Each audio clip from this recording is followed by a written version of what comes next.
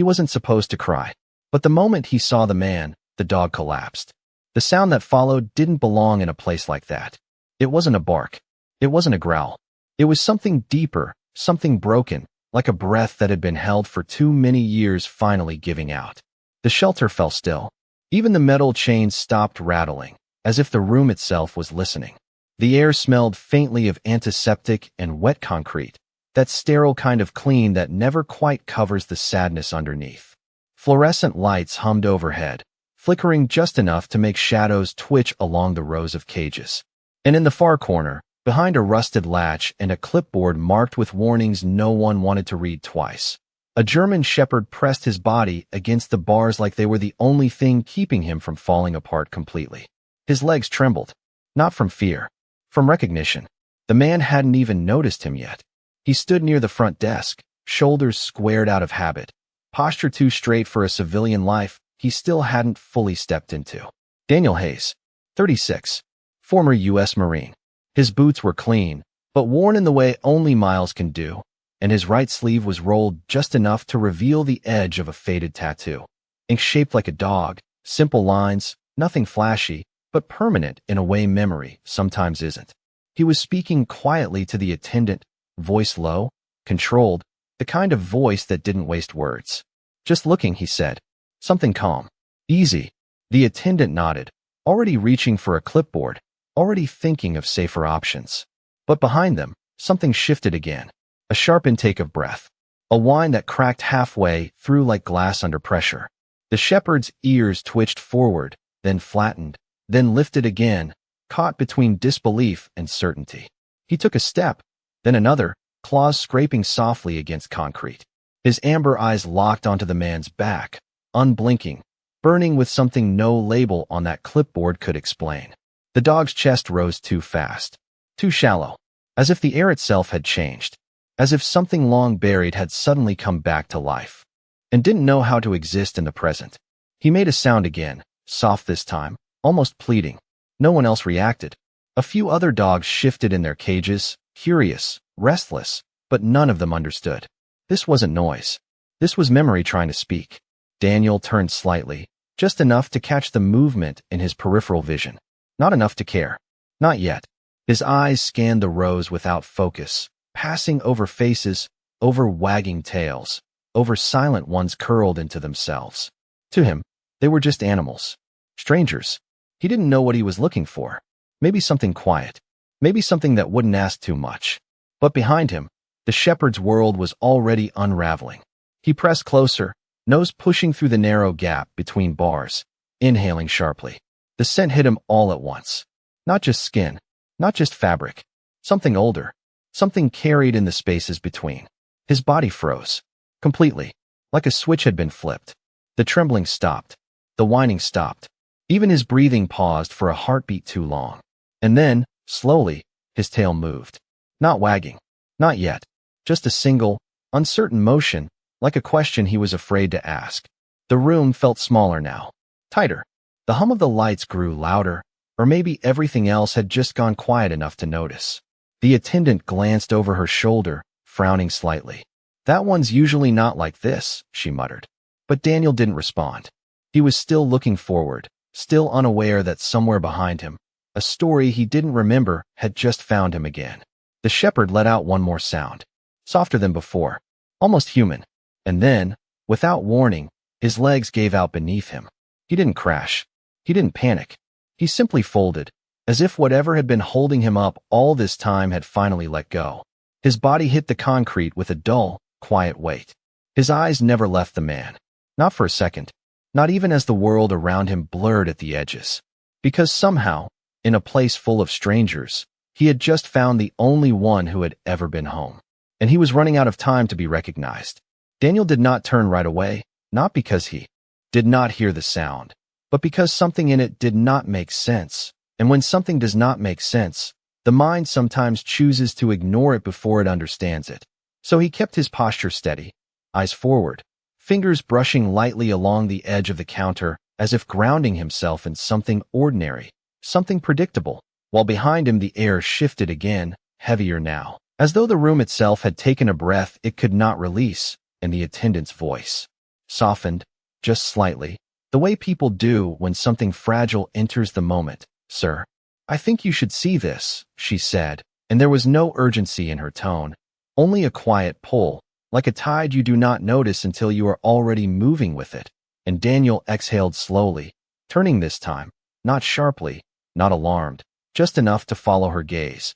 And that was when it happened, not all at once, not like a memory rushing back, but like something pressing gently against the edge of his awareness, asking permission to be seen, because across the room, lying still against the concrete, was the shepherd, and their eyes met. And for a moment nothing moved, not the other dogs, not the shadows, not even the faint flicker of the lights overhead. And Daniel felt it. Not recognition, not yet, but something deeper than curiosity, something that made his chest tighten without reason, as if his body knew something his mind had not caught up to. And he frowned slightly, taking a step forward, slow, cautious, as if approaching a situation that required control, not emotion. And the shepherd did not get up, did not bark, did not show teeth or tension, only watched, his breathing shallow, uneven, like each breath had to be chosen carefully. And there was a sound again, softer this time, almost like a name being remembered but not spoken. And Daniel stopped a few feet from the cage, close enough now to see the details.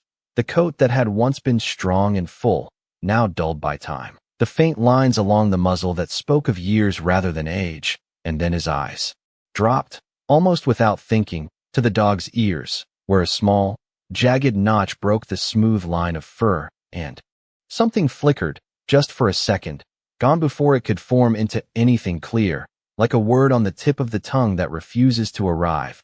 And Daniel shifted his weight, glancing at the attendant. "What is wrong with him?" he asked, voice steady but lower now, as if the question carried more weight than he intended. And she hesitated, flipping through the clipboard, though she clearly already knew what it said. "He came in 3 weeks ago. No tag, no chip, no record. We think he was trained, maybe military or law enforcement, but he does not respond to commands, does not engage, just waits," she said, and her eyes softened again. "Until now." And Daniel looked back at the dog, who had not taken his eyes off him for even a second, and there was something in that stare, something that did not belong to a stranger, something that did not belong in a place like this at all. And without realizing it, Daniel stepped closer, the soles of his boots making a quiet, deliberate sound against the floor, each step measured, controlled, but slower than before, as if he was moving through something thicker than air. And the shepherd reacted, not with fear, not with excitement, but with a stillness so complete it felt intentional, like he was holding himself together for something that mattered more than anything else. And when Daniel reached the cage, he hesitated, just for a second, his hand hovering near the metal, fingers flexing slightly, the way they do when memory tries to guide movement before thought can catch up. And then he rested his hand lightly against the bars, and everything changed, not outwardly, not in a way anyone else in the room could have named, but in that small space between skin and steel, something passed, something unspoken. And the shepherd inhaled sharply, pressing forward just enough for his nose to touch the edge of Daniel's fingers.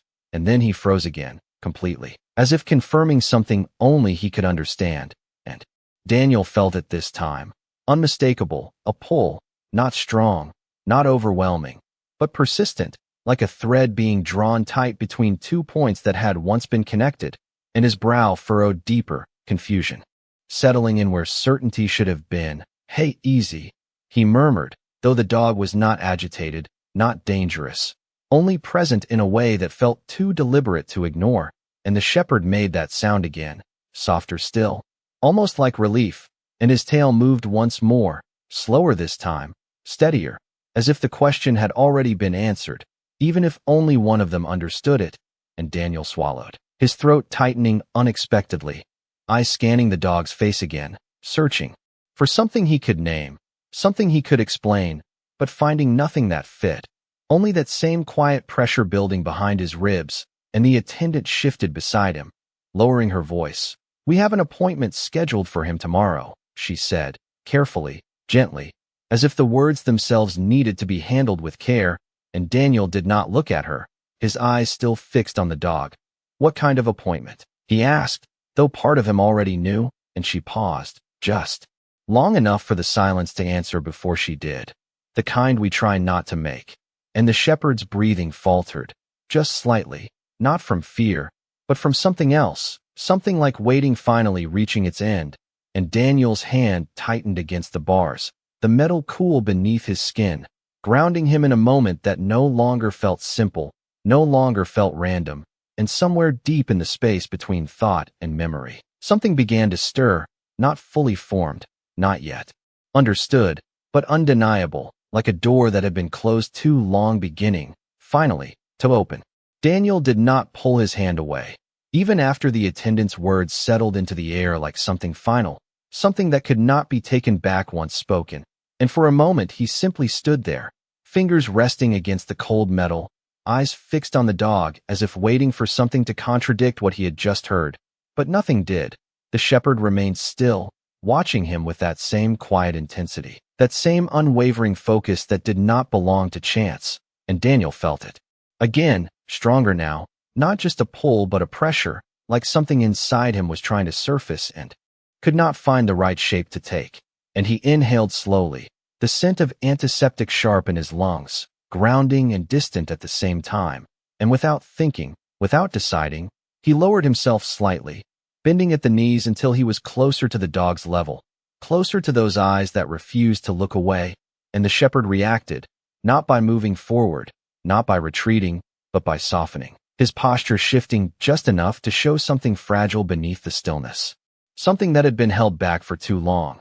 And Daniel's voice came out quieter this time, almost uncertain. "Hey, what is it?" he said, not expecting an answer, not expecting anything at all. And yet the moment the words left him, the dog's ears twitched, just slightly, as if the sound itself had meaning, as if it had been heard before. And that was when the first real fracture appeared, not in the room, not in the dog, but in Daniel, a flicker behind his eyes, brief but undeniable, like a flash of light through a closed door. And he blinked, his brow tightening, his focus sharpening in a way that felt unfamiliar, as though his mind was reaching for something it had lost. And the shepherd leaned forward again, slow, careful, until his nose pressed gently against Daniel's knuckles through the bars. And this time Daniel did not just feel it, he recognized the feeling of it, not the dog, not yet, but the sensation, the weight of that contact, the way it settled into his chest, instead of passing through it. And his hand moved slightly, instinctively, fingers curling just enough to brush along the dog's muzzle. And the shepherd exhaled, a long, trembling breath that sounded almost like relief, and his tail moved again, not uncertain anymore, but steady, controlled, like something that had finally found its place. And Daniel's heart stuttered, just once, sharp and unexpected, and he drew in a breath that did not feel like his own. "Do I know you?" he murmured, the words slipping out before he could stop them, and the attendant shifted beside him, surprised, but did not interrupt, did not speak, because something in the moment told her this was not hers to interfere with. And the shepherd's eyes softened further, if that was even possible, the intensity giving way to something warmer, something that carried weight without force. And he made that sound again, low and broken and impossibly human. And Daniel closed his eyes for just a second, and in that second, something moved, not clearly, not fully, but enough to leave a trace, a sensation of heat, of dust, of open sky that did not belong to this place. And he inhaled sharply, eyes opening again, searching the dog's face as if the answers might be written there. But all he found was the same unwavering presence, the same quiet certainty, and his gaze dropped again, almost against his will, to the dog's ear, to that small jagged notch.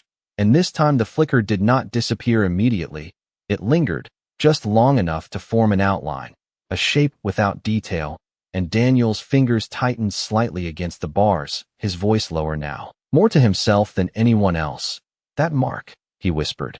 And the shepherd's ears shifted at the sound, attentive, waiting, and Daniel shook his head once, as if trying to clear something he could not fully grasp, and the attendant finally spoke, gently. "Sir, sometimes dogs react to familiar energy, even if it is not what it seems," she said, offering explanation where none truly fit. But Daniel did not respond. Because whatever this was, it was not vague, it was not random. It was precise in a way he could not explain, and the shepherd shifted again, gathering what little strength he had, pushing himself slowly up from the concrete, his legs unsteady but determined, and Daniel's breath caught at the effort, at the quiet insistence in the movement. And when the dog finally stood, he did not step back, did not hesitate. He moved forward, pressing as close to the bars as he could, closing whatever distance remained between them, and Daniel mirrored it without thinking, leaning in slightly, his hand now fully against the metal, his fingers threading through just enough to touch. And the moment their contact deepened, the world narrowed, not dramatically, not with noise or light, but with a silence that felt complete, as if everything else had stepped aside to make room for something that had been waiting far too long. And Daniel's chest tightened again, stronger this time. Not pain, not fear, but something heavier, something that carried meaning without permission, and he swallowed, his voice barely above a breath. "Who are you?" he asked. But the question did not feel right even as he said it, because somewhere deeper than thought, the answer was already there, just out of reach, just beyond the edge of what he could remember. And the shepherd held his gaze, unwavering, patient, as if he had all the time in the world, even when he did not, as if waiting was something he had already mastered long before this moment. And Daniel felt it then, not the memory itself, but the certainty that one existed, something shared, something real, something that had not been erased, only buried. And his hand did not move, his eyes did not leave the dog's, because for the first time since he walked into that place, he was no longer just looking at an animal in a cage. He was standing in front of something that mattered, even if he could not yet say why.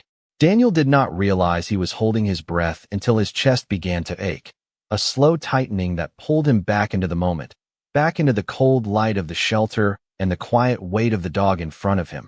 And yet something had shifted, something subtle but irreversible, like a line that once blurred had suddenly sharpened, and he exhaled slowly, his hand still resting against the bars, fingers brushing lightly against the shepherd's fur, and the contact felt different now.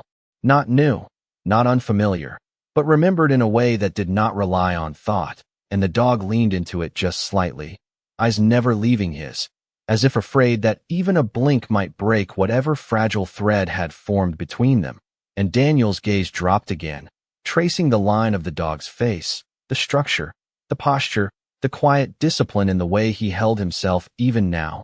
And something deeper stirred, not a memory yet, but the shape of one, something built on repetition, on time spent together rather than a single moment. And his thumb moved unconsciously, brushing along the side of the dog's muzzle in a small, steady motion, the kind that did not come from guessing, but from knowing. And the shepherd responded instantly, his eyes closing for a brief second, just enough to show that the gesture meant something, that it belonged to a language they had once shared. And Daniel froze, his hand still, his brow tightening as the realization crept closer, not fully formed, not clear, but undeniable. And he whispered again, softer this time, almost afraid of the answer, "How do I know that?" And there was no response except the quiet sound of the dog's breathing, steadying now, evening out as if something inside him had finally settled. And the attendant watched from a step behind, silent now, her earlier explanations fading into the background, because whatever this was, it had moved beyond policy, beyond paperwork, into something that could not be recorded on a chart or explained in a file. And Daniel shifted slightly, lowering himself further until he was almost kneeling, bringing himself level with the dog completely, removing whatever distance remained. And the metal between them felt thinner now, less like a barrier and more like something temporary, something that did not belong to the moment they were standing in. And his eyes searched again, slower this time, more deliberate. And when they reached the dog's collar, worn and faded, barely holding together, he paused, his breath catching just slightly, because there, beneath the frayed edge, something small glinted in the light, something almost hidden by time and neglect. And without thinking, Daniel reached through the bars a little further, careful, slow, giving the dog every chance to pull away. But he did not.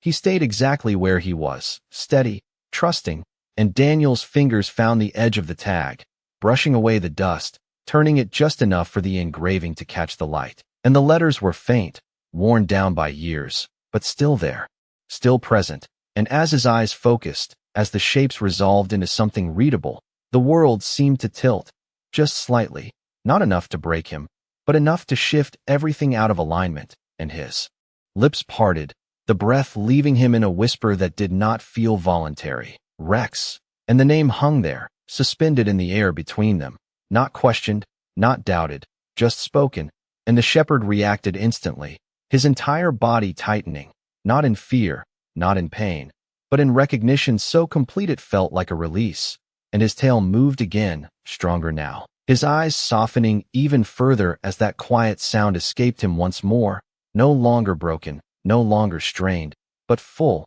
as if the name itself had restored something inside him.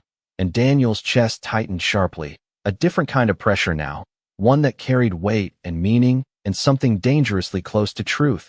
And he shook his head once, as if trying to push it away, trying to keep it from forming too quickly. No, that is not, he started, but the words did not finish, because even as he tried to deny it, the pieces were already moving into place, not neatly, not clearly, but enough to make ignoring them impossible. And his hand trembled slightly against the bars, his fingers curling just enough to hold on to something real, something present, as the past began to press in from somewhere just beyond his reach. And Rex stepped closer, pressing his face fully against Daniel's hand now. No hesitation, no doubt. And Daniel closed his eyes again, just for a moment.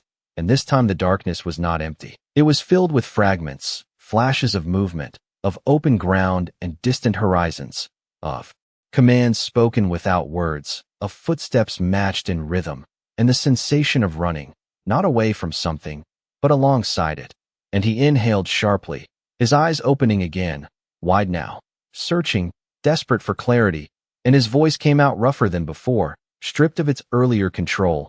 Rex, he said again, quieter, heavier, as if saying it twice might make it real. And the shepherd answered in the only way he could, leaning in, pressing closer, as if the distance that remained was the only thing left keeping them apart.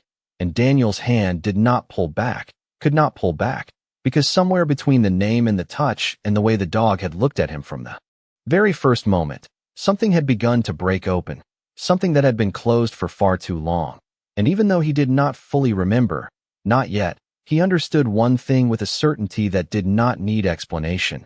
This was not the first time they had found each other, and it might be the last chance they had to do it again. The name did not fade after he said it. It did not dissolve into doubt or drift away like a guess spoken too soon. It stayed, heavy in the air, anchored to something deeper than logic, and Daniel felt it settle inside his chest with a weight that did not belong to coincidence. And his hand trembled again, just slightly, as Rex pressed closer, the warmth of his breath steady now, no longer frantic, no longer searching, as if the one thing he had been waiting for had finally happened, and everything else no longer mattered. And Daniel swallowed, his throat tight, his mind moving faster now, but not clearly, never clearly, because the images that came were broken, scattered, like pieces of glass reflecting something he could not yet fully see. And he shook his head once more, slower this time, not to deny it, but to try to hold on to it, to keep it from slipping away again, and his voice dropped, almost a whisper meant only for the space between them.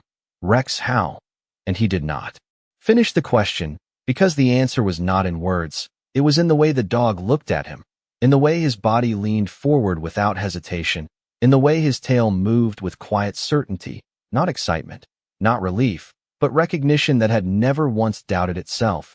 And Daniel's breathing changed, deeper now, uneven, as if his body was trying to match a rhythm it had once known, and his eyes closed again, not by choice this time, but because something inside him pulled them shut. And the fragments returned, sharper now, closer to something whole, and he saw flashes of movement, not chaotic, not frightening, but structured, deliberate, a pattern of motion that spoke of training, of repetition, of trust built over time. And there was a voice, his own voice, clearer than before, calling out commands not with urgency, but with familiarity, with confidence. And beside that voice, always beside it, there was presence, steady, unwavering, moving in sync without needing to be told twice. and Daniel inhaled sharply, his eyes snapping open as the sensation broke, not gone, but interrupted, and he looked at Rex with something new in his expression now, something closer to understanding, though still incomplete, and his hand moved again, this time not hesitant, not searching, but certain in a way he could not explain, his fingers brushing along the dog's head, tracing the line behind his ear, stopping exactly where the small jagged notch broke the fur. And the moment he touched it, everything shifted again, not outside, not in the room, but inside him, because this time the fragment did not fade.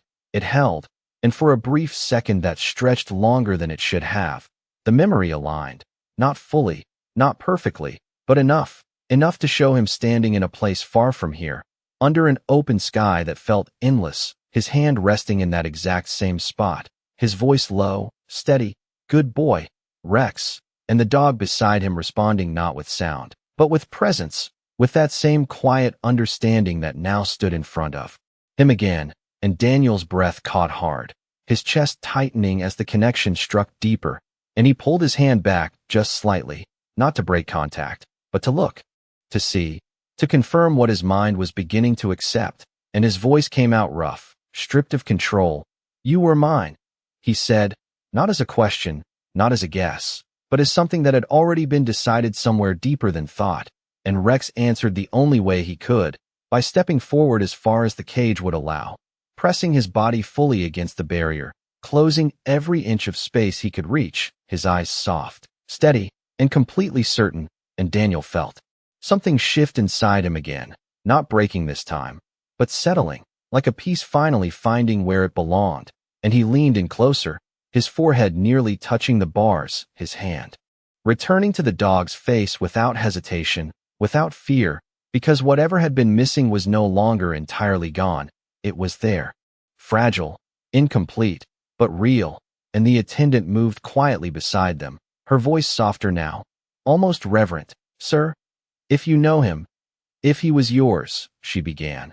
But Daniel did not look at her, did not respond, because the question she was asking had already been answered in a way that did not require explanation, and he shook his head slightly, not in disagreement, but in disbelief at the time that had passed, at the distance that had somehow grown between them without his knowing, and his eyes returned to Rex, studying him now not as a stranger, but as something lost, something returned, and he spoke again, quieter this time, steadier. "I did not leave you. I just," and the words stopped, because he did not know how to finish them, did not know how to explain something he could not fully remember, and Rex did not need him to. He did not question, did not hesitate, did not hold anything back. He simply stayed, present, patient, as if whatever had happened before did not matter as long as this moment existed, and Daniel felt it then, not guilt, not regret, but something deeper, something heavier, the realization that while he had forgotten, Rex had not for a second, not for a day, not through whatever time had passed since they were last together, and his hand tightened slightly against the dog's fur, his voice barely more than breath. "You waited," and Rex's tail moved once more, slow and certain, as if confirming something that had never been in question, and Daniel closed his eyes again, not to escape, but to hold on to what was finally returning, because for the first time since stepping into that shelter, he was no longer searching for something calm, something easy. He was standing in front of something real, something that had been his, something that still was, and even though the past was still incomplete, still fractured, one truth had already settled fully into place. This was not chance. This was not coincidence. This was something that had endured time, distance, and even memory itself, and somehow, against all of it, it had found its way back. Daniel did not move away even after the realization settled into him, even after the word waited echoed quietly in his chest like something sacred, because the moment had shifted beyond understanding and into something that could only be felt, and his hand remained steady against Rex's face, fingers buried slightly into the fur, as if anchoring himself to something real, while everything else inside him continued to rearrange, and Rex stayed exactly where he was, pressed forward, eyes soft but unwavering, breathing now slow and controlled, as if the storm inside him had finally passed, replaced by a calm that came not from safety, but from certainty, and Daniel exhaled, long and uneven, his shoulders lowering just slightly as the tension he had carried without knowing began to loosen, not completely, but enough to make space for what was coming next, and he glanced down again at the worn tag, the faint letters that had already changed everything, and this time he turned it more carefully, wiping away what little dust remained, searching for more, for anything that could fill. In the gaps his mind was still struggling to bridge, and on the back side, barely visible under years of wear, there was a number, incomplete but familiar in its structure, and Daniel's breath caught again, not sharply this time, but deeply, like something sinking into place, and he whispered it under his breath, reading it slowly, as if saying it out loud might help it make sense. Unit. K9, Division. And the rest was too faded to read, but it did not need to be complete, not anymore, because the fragments were no longer isolated, they were beginning to connect, and Daniel felt it, the pattern forming, not cleanly, not fully, but enough to shift his understanding from possibility to truth, and he leaned his forehead lightly against the bars, closing his eyes for just a moment. And this time the memory did not come as a flash, it came as a feeling, steady and grounded. The weight of a leash in his hand, the sound of boots against gravel, the quiet presence at his side that never needed to be checked because it was always there, always exactly where it was supposed to be, and he inhaled slowly, holding on to that sensation, letting it settle before opening his eyes again, and when he did, he looked at Rex differently now, not searching, not questioning, but seeing, truly seeing, and his voice came out low, steady despite the emotion pressing behind it. You were not just mine. You were my partner. And the word felt right, not forced, not guessed, but remembered in the way that mattered, and Rex responded in kind, his posture shifting just slightly, his chest lifting, as if the word itself had restored something in him as well, as if it had given shape to what he had known all along but could not say, and Daniel's hand moved again, this time more firmly, more deliberately, stroking along the side of Rex's head in a slow, familiar rhythm, and the dog leaned into it without hesitation, eyes closing briefly in quiet acceptance, and the room around them seemed to fade further, not disappearing, but losing its importance. Because whatever had brought them here no longer mattered as much as what was happening now, and the attendant cleared her throat softly, stepping a little closer, her voice gentle but carrying the weight of reality that had not changed just because something extraordinary had occurred. Sir, the appointment tomorrow. We still have to make a decision, she said, carefully, and Daniel's eyes flicked to her for the first time since everything shifted, and there was something different in his expression now, something resolved, something that had not been there before, and he shook his head once, slow and certain. No, he said the word. Simple but final, and he turned back to Rex immediately, as if even a second of looking away felt wrong now, and his hand pressed more firmly against the bars, his voice softer again but no less certain. You are not staying here, he added, and Rex's tail moved again, steady, confident, as if the outcome had never been in doubt, and Daniel reached for the latch without hesitation, his movements deliberate, controlled, but carrying a sense of urgency that had not been present before, not panic, not fear, but purpose, the kind that comes from knowing exactly what needs to be done even when the path is not fully clear, and the attendant stepped forward quickly, her hand hovering near his. Sir, we need to process paperwork, make sure it is safe. He has not been evaluated fully, she said, her words careful but firm, and Daniel paused, not pulling his hand away, not letting go of the latch, but meeting her gaze with a calm that felt unshakable. He does not need to be evaluated, he said quietly, and there was no arrogance in it, no dismissal, only certainty, the kind that did not need to argue because it already knew, and the attendant hesitated, caught between protocol and the undeniable truth of what she had just witnessed, and Daniel looked back at Rex, his voice lowering again, almost a promise. I am here now, he said, and Rex leaned forward once more, pressing his head against Daniel's hand as if sealing that promise in the only way he could, and for a moment, everything else held still, the paperwork, the rules, the schedule that had been set before any of this happened, because something more important had taken its place, something that could not be delayed or denied. and Daniel's fingers tightened slightly around the latch, not opening it yet, not rushing, but holding on to the moment just long enough to understand what it meant, because this was not just about taking a dog home. This was about reclaiming something that had been lost without his knowing, something that had endured without him remembering. And now that it was in front of him again, he was not going to let it slip away a second time. Daniel's fingers tightened around the latch, not with hesitation, but with awareness, because once it opened, nothing would go back to the way it was before, and the quiet weight of that realization settled into his chest, steady and undeniable, while Rex remained pressed against the bars, eyes fixed on him with that same unwavering trust, as if the outcome had already been decided long before Daniel ever stepped into that room. And the attendant stood just to the side, her hand lowering slowly, her voice no longer interrupting, because something in Daniel's posture had shifted into a kind of certainty that did not leave room for doubt.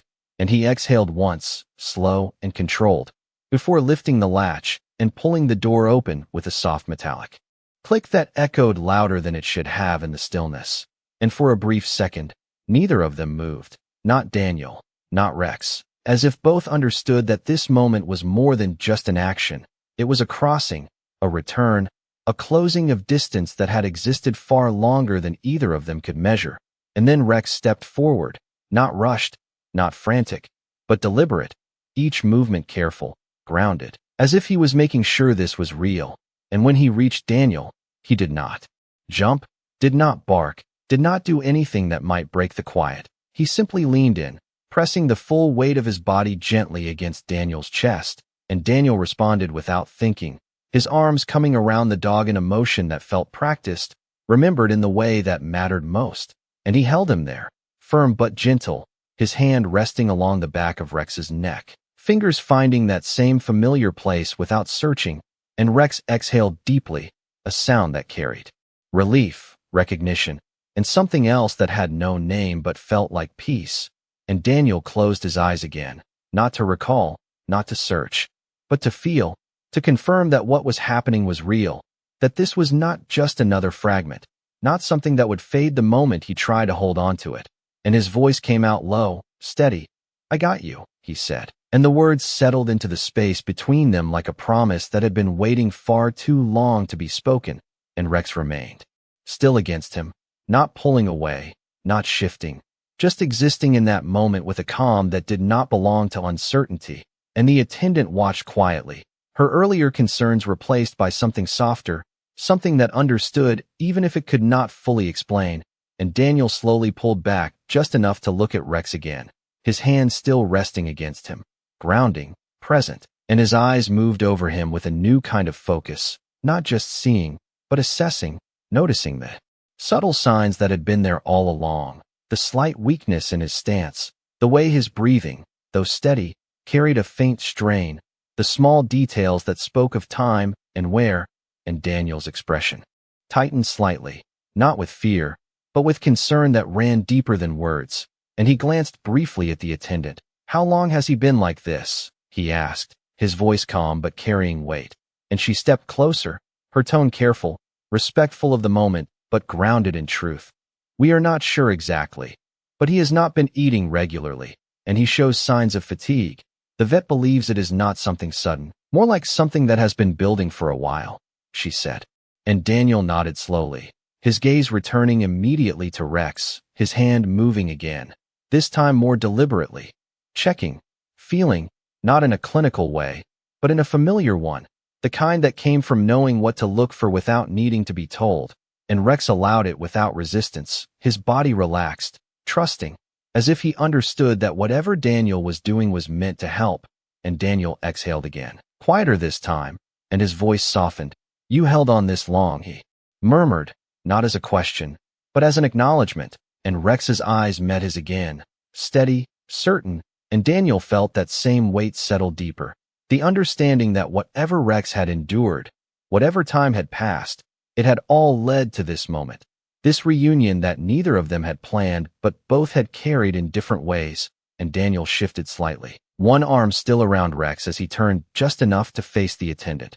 "We need to get him checked properly today," he said, not asking, not suggesting, but stating something that had already been decided. and she nodded quickly, already moving toward the desk.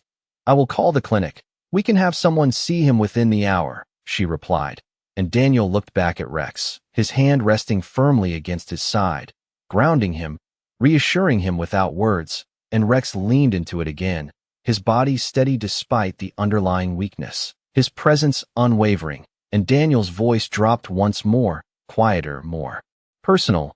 "You are not waiting anymore," he said, and Rex's tail moved slowly.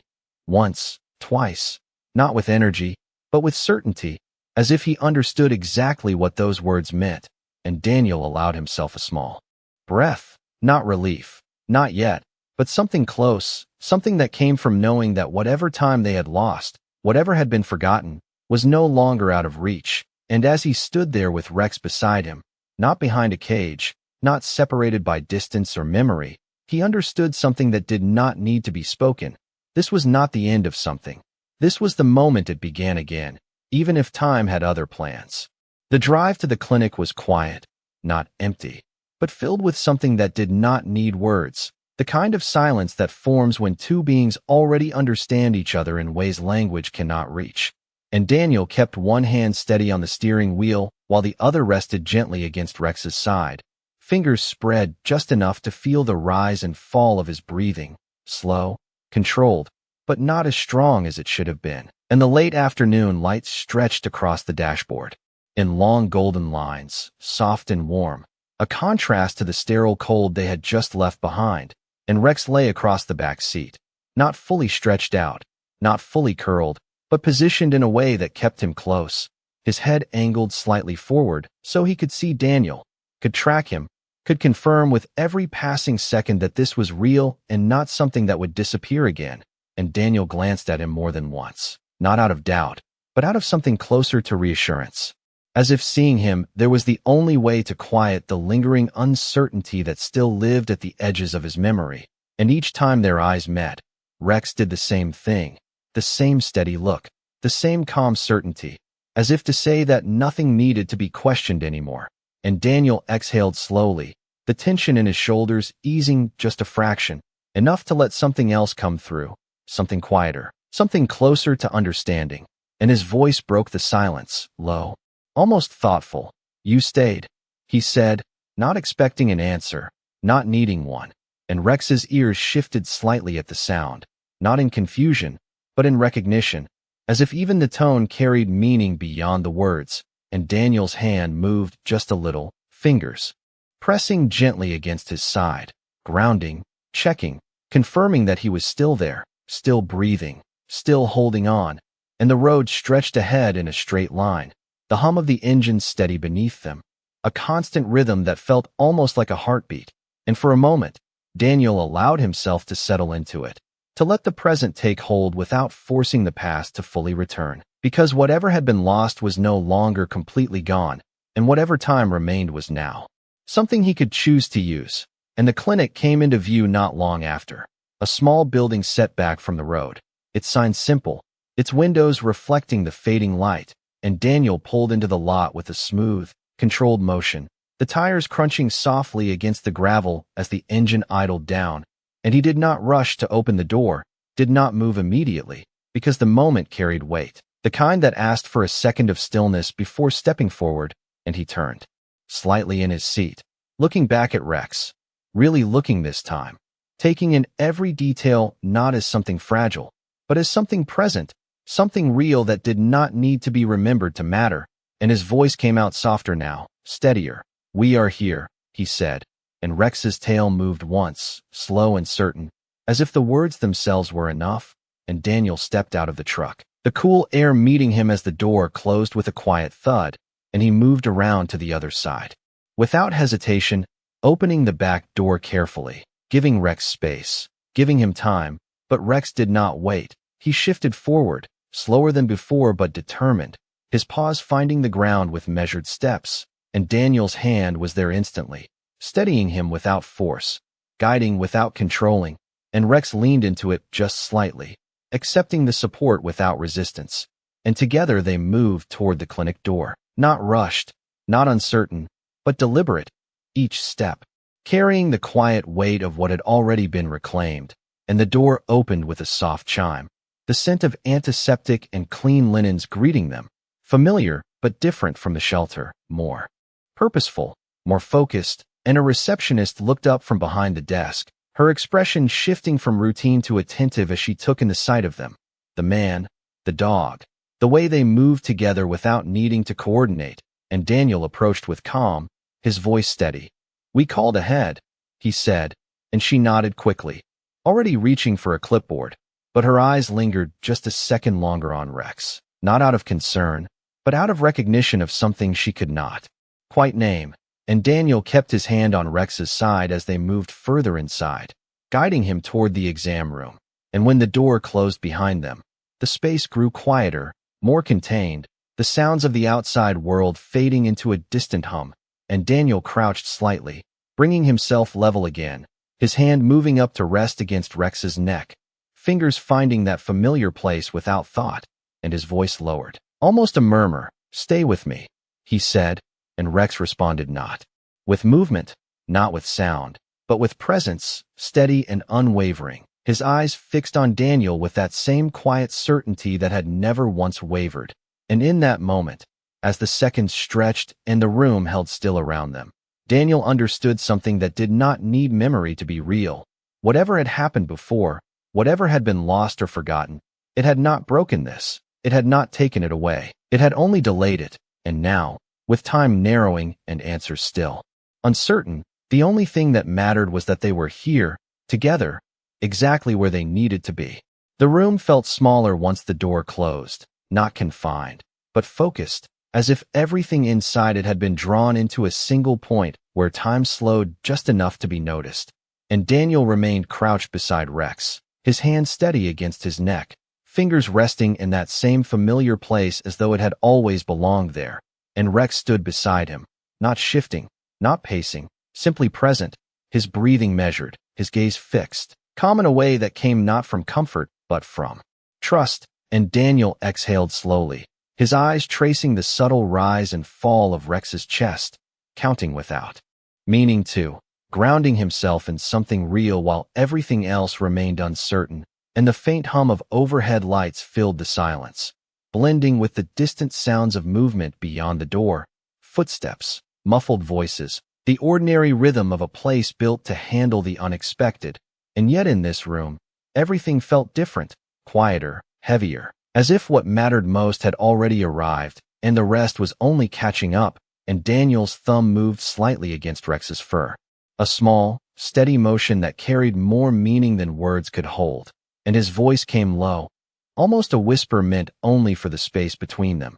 "You found me," he said, not as a question, not as disbelief, but as acknowledgement, and Rex's ears shifted slightly, his eyes softening in response, as if the words themselves had reached something deeper than sound, and Daniel's breath caught just a fraction, not from fear, not from doubt, but from the weight of understanding that continued to build.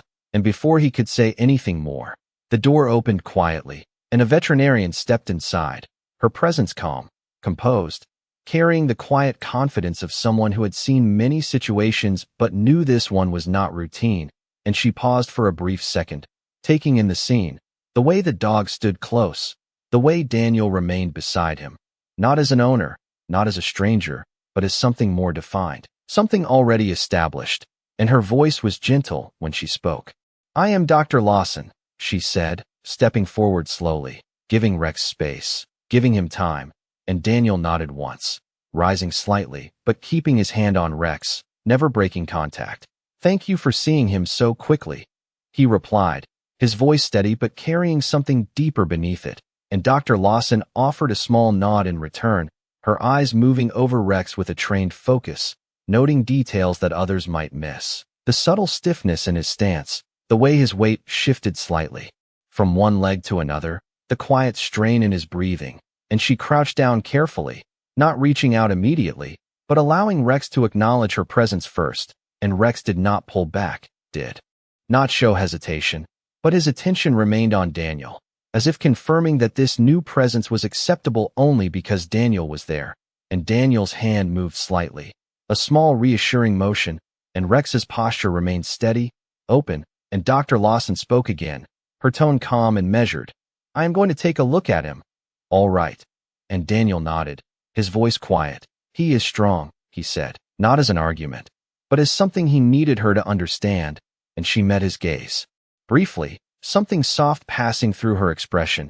I can see that, she replied, and then she reached out slowly, her movements deliberate, respectful, and Rex allowed it, not because of her, but because of Daniel, because of the quiet assurance that came from his presence, and Daniel watched closely, his eyes tracking every motion, not interfering, not questioning, but fully engaged, as if every second mattered more than it should, and Dr. Lawson began her examination with gentle precision, her hands moving carefully along Rex's frame, checking, assessing, listening, and the room remained quiet. The only sounds the soft rustle of movement and the steady rhythm of Rex's breathing, and Daniel felt each second stretch, not in impatience, but in awareness, because whatever came next would not change what had already been found, but it would shape what remained, and he kept his hand against Rex the entire time, never letting that connection break.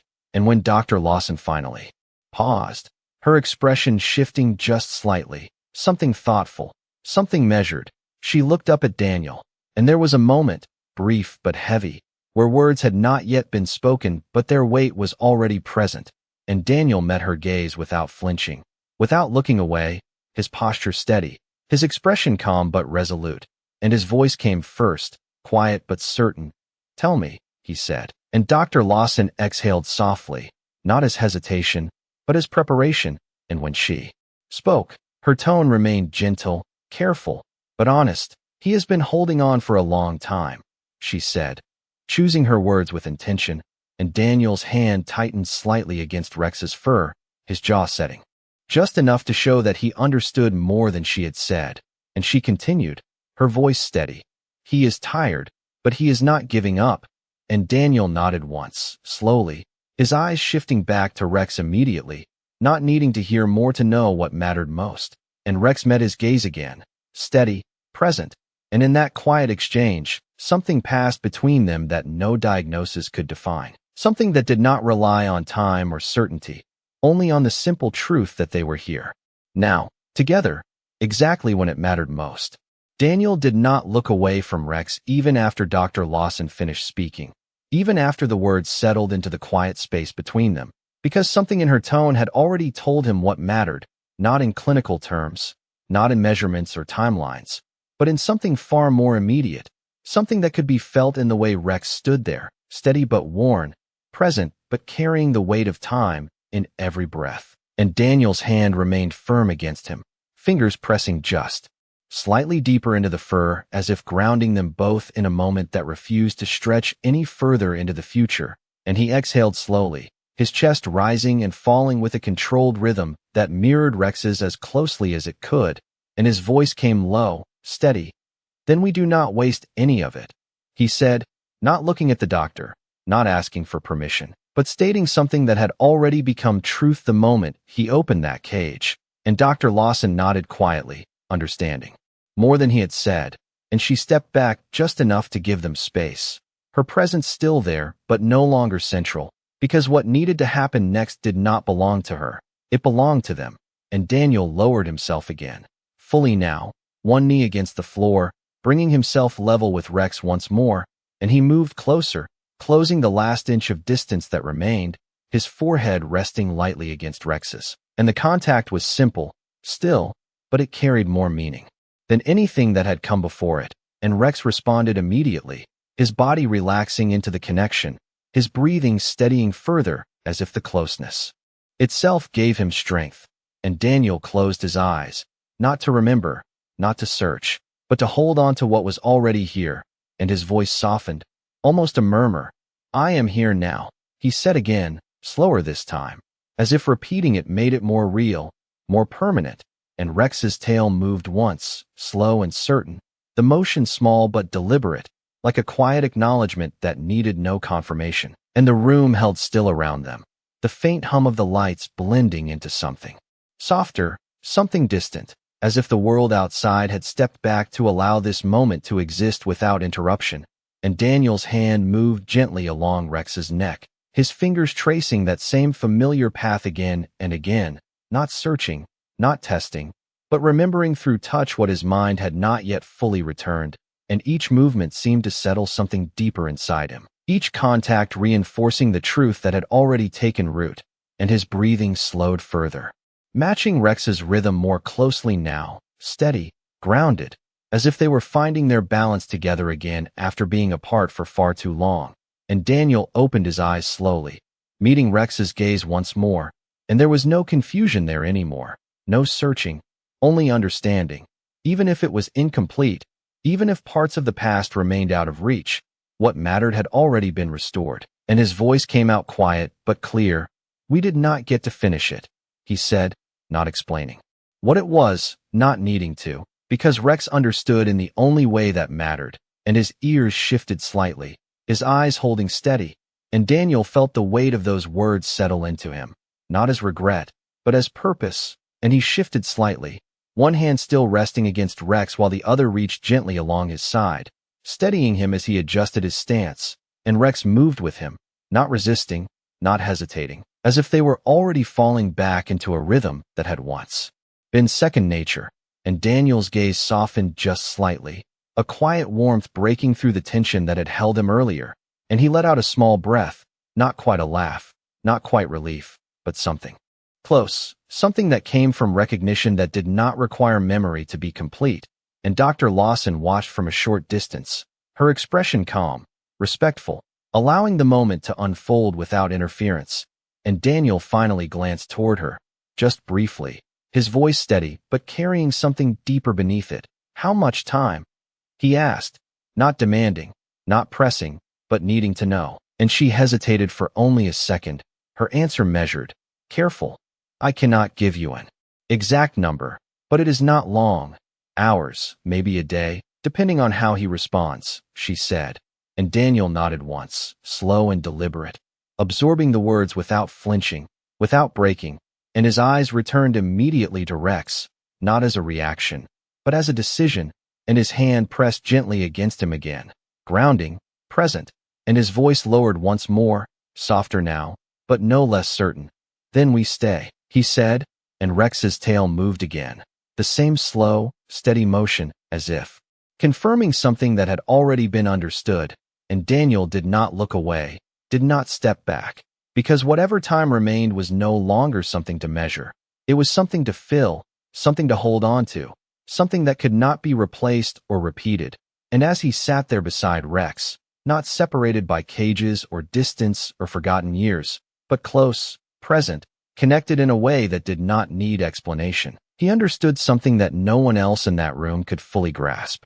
This was not about loss, not yet.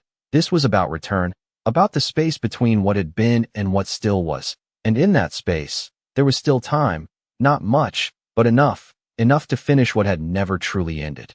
Time did not pass the way it usually did inside that room.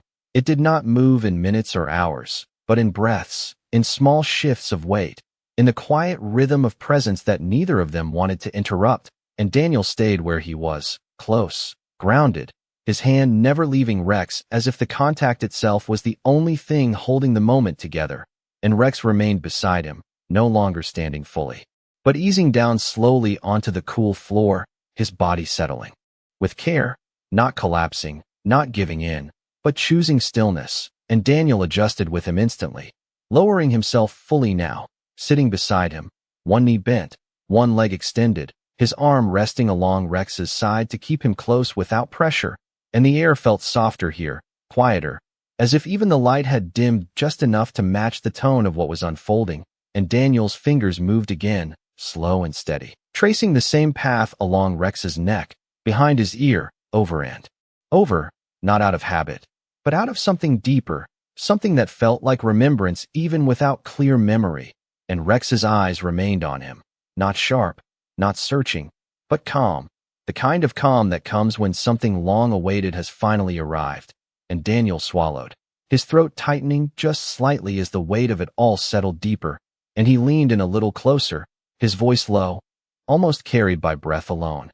"You did not forget," he said, and Rex's tail gave a faint movement against the floor, slow, gentle, like a quiet answer that did not need sound, and Daniel closed his eyes again, not to escape, not to hold back, but to let himself feel what was already there, and the fragments came again. But this time they stayed longer, clearer, not complete, but connected, and he saw glimpses of open terrain, long stretches of ground beneath a wide sky, the sound of boots moving in rhythm, and always beside him, always just within reach, the presence that matched him step for step, and his voice, stronger there, calling out commands that were met without hesitation, and Rex responding not with hesitation, not with doubt, but with trust that had been built over time, and Daniel's breath caught as the pieces aligned just enough to form something whole, not the entire past, but enough to understand what they had been, what they still were, and his hand tightened slightly against Rex's fur, his voice breaking just a fraction. "We were good. We were strong," he murmured, and Rex's eyes softened further. If that was even possible, his breathing steady but slower now, more measured, as if each breath carried more weight than the last, and Daniel opened his eyes. Again, looking at him fully, taking in every detail not as something fading, but as something present, something that still belonged to this moment, and he shifted slightly, adjusting his position so Rex's head rested more comfortably against his leg, his hand moving to support him without force, and Rex allowed it, leaning into the contact, trusting, present, and Daniel's voice came again, quieter now, but steady. "You held the line, you always did," he said, not explaining, not needing to, because the meaning was already there, carried in the tone, in the way he said it, and Rex's tail moved again, just once, a small motion that felt like acknowledgement, like agreement, and the room remained still, the faint hum of the lights blending into the background, the outside world distant and unimportant, because everything that mattered was already here, already happening, and Daniel's breathing slowed further, matching Rex's as closely as it could, and he leaned his head slightly toward him, not fully resting, but close enough to feel the warmth, to share the space without distance, and his voice softened again, almost a whisper. "You waited for me to remember," he said, and this time there was no movement from Rex's tail, no shift in posture, only a steady gaze, a quiet presence that held more meaning than any response could, and Daniel felt it then, not just understanding, but acceptance, the realization that whatever time had passed, whatever had been lost, had not broken this, had not taken it away.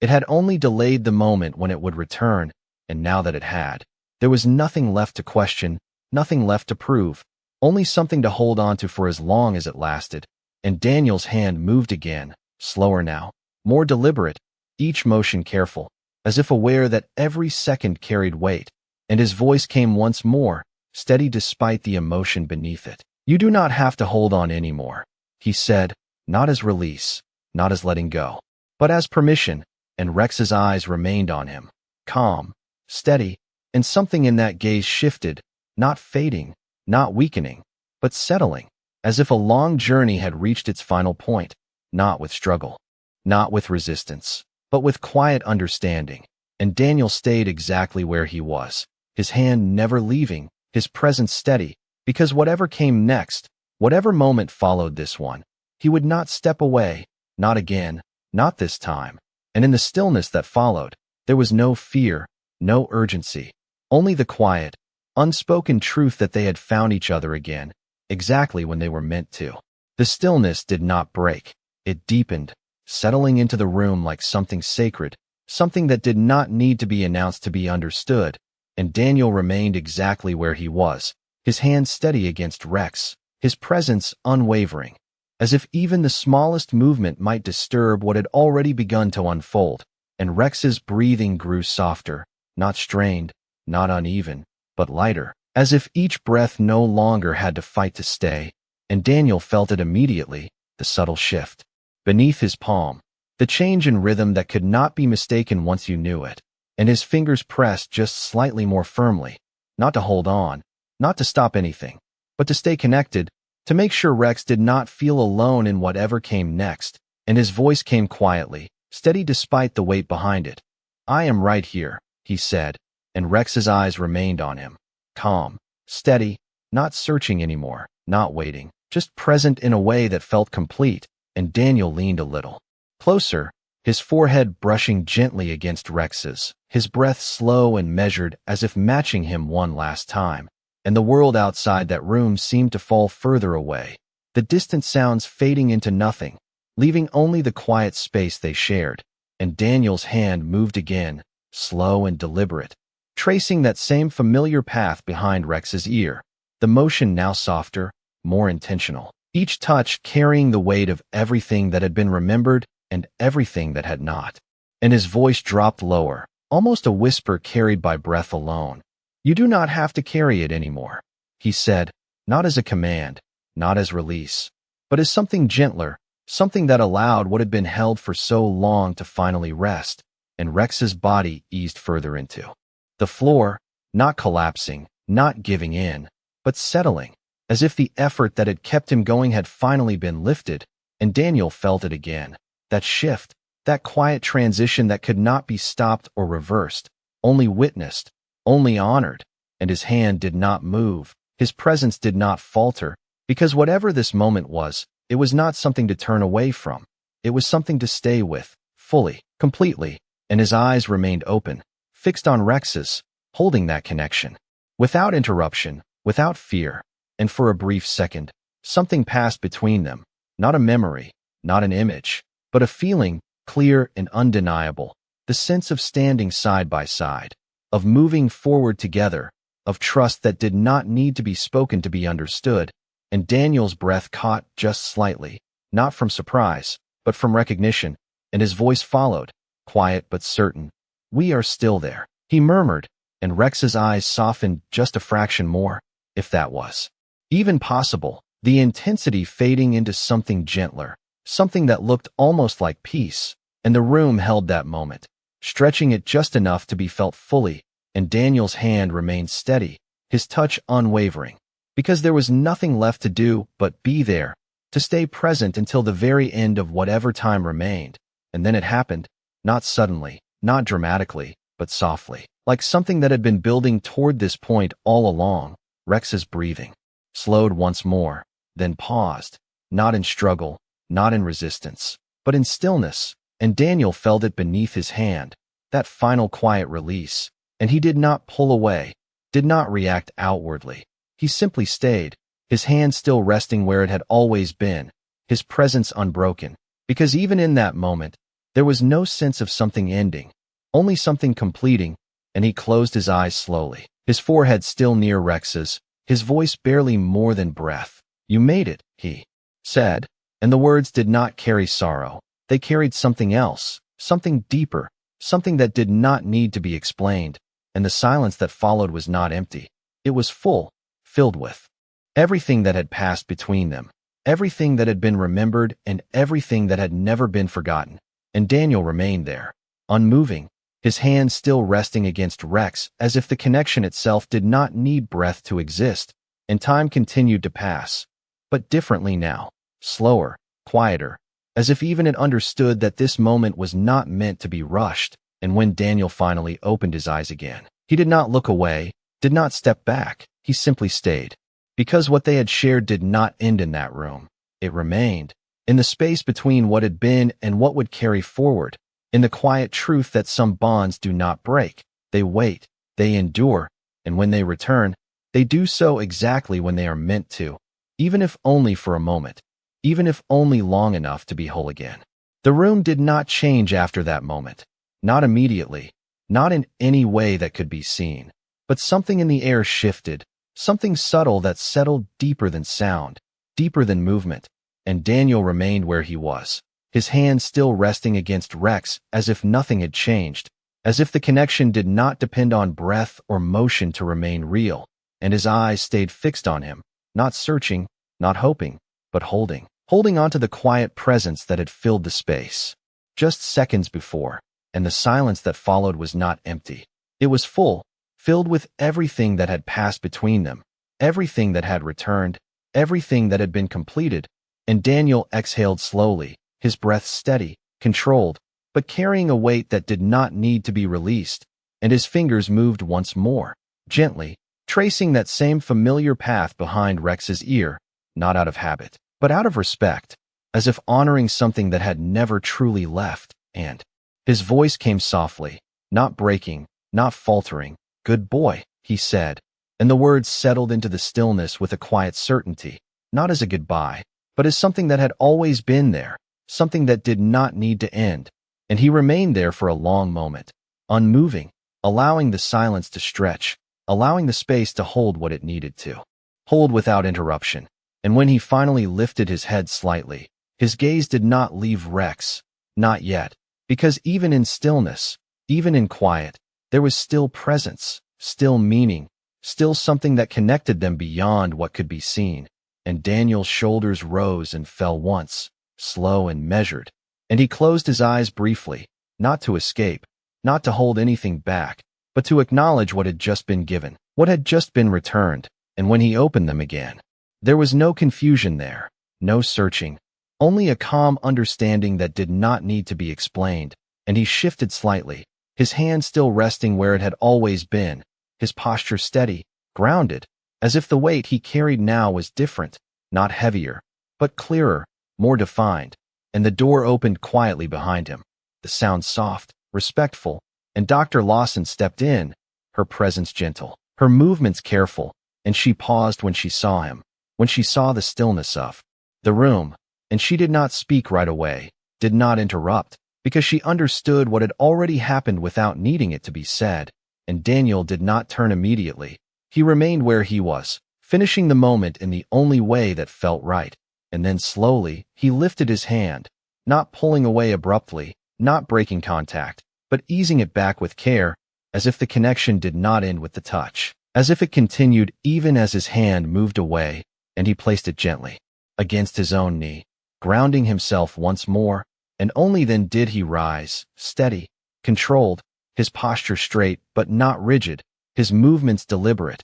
And he turned slightly toward Dr. Lawson, his expression calm, composed, carrying something deeper than words, and she met his gaze with quiet understanding, offering nothing more than a small nod, because there was nothing else that needed to be said. And Daniel looked back at Rex one more time, not lingering, not hesitating, but acknowledging, fully, completely. And his voice came once more, softer now, but steady. "You did not wait alone," he said, and the words carried no sorrow, no regret, only truth. And he stepped back just slightly, giving space not as distance, but as completion, and the room remained quiet, the lights soft, the air still, holding the final moments in a way that felt almost timeless. And Daniel stood there for a second longer, not because he could not leave, but because he did not need to rush, because what had been shared did not fade with time. It settled, it remained.